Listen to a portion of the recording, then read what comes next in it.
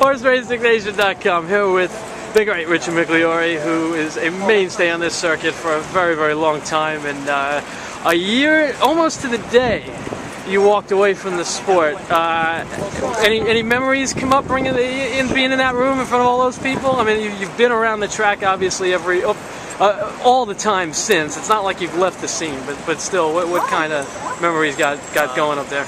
I have a lot of great memories, and not just as a jockey, as a fan. I mean, I grew up around the racetrack. I was, there for Seattle Slew. I was there for Affirmed. I feel very privileged to have been a racing fan in the 70s and then a competitor from the 80s on. And we have a wonderful, wonderful sport, and it's just great to be a part of it. We have just concluded the kickoff press conference for Belmont Week, and some very interesting, some fireworks inside there between Barry Irwin, the owner of Animal Kingdom, and Dale Romans, the trainer of Shackelford.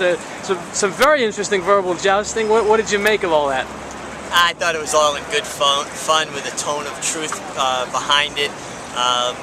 They're both competitive guys, Barry Irwin and Dale Romans, and they've got competitive horses, and that's fun stuff. I think our game needs a little more color like that, and just kind of set the table for Saturday. Well, what did you make of the substance of what they said? Let's start with Barry. I mean, when he talks about Shackelford, should he be more worried about Macho Man? Do you consider Shackelford a big threat in this race?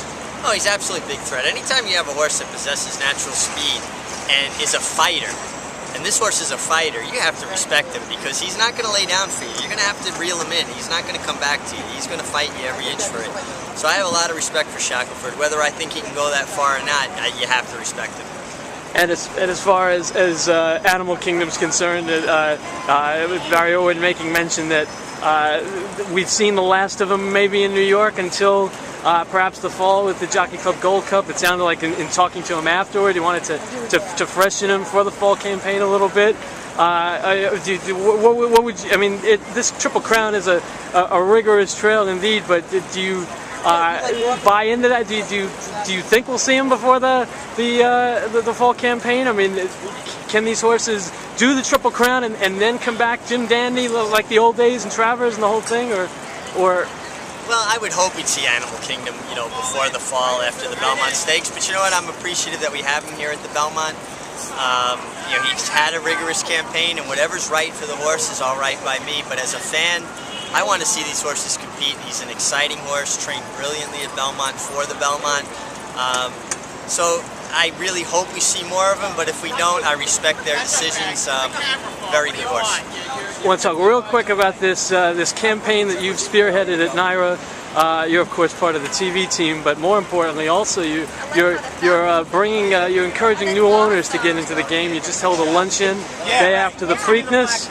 You've got this program going. Tell us this pilot program. It's a series, I understand. Tell us about what you're doing to help get some new ownership interest into the game.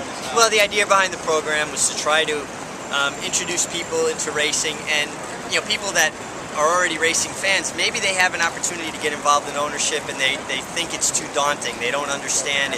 We want to demystify it. We want to make it comfortable. We want to show people there are a lot of options if they want to get involved in ownership. And the first program was I think a great success. We had a lot of people, a lot of interest. The next one will be August 7th in Saratoga, and we're really looking forward to a big turnout.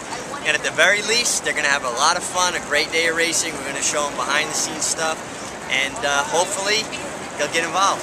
People worry about this proposition being cost prohibitive, and but that's a myth you're trying to dispel with these luncheons, right? I mean, that it doesn't take a huge financial commitment.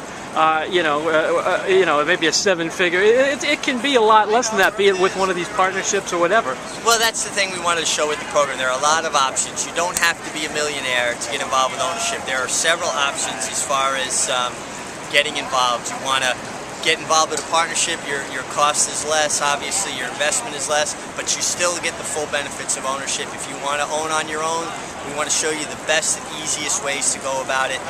All it is about getting people involved and showing them how much fun the greatest game played outdoors is, thoroughbred racing. One last thing, got a pick for us?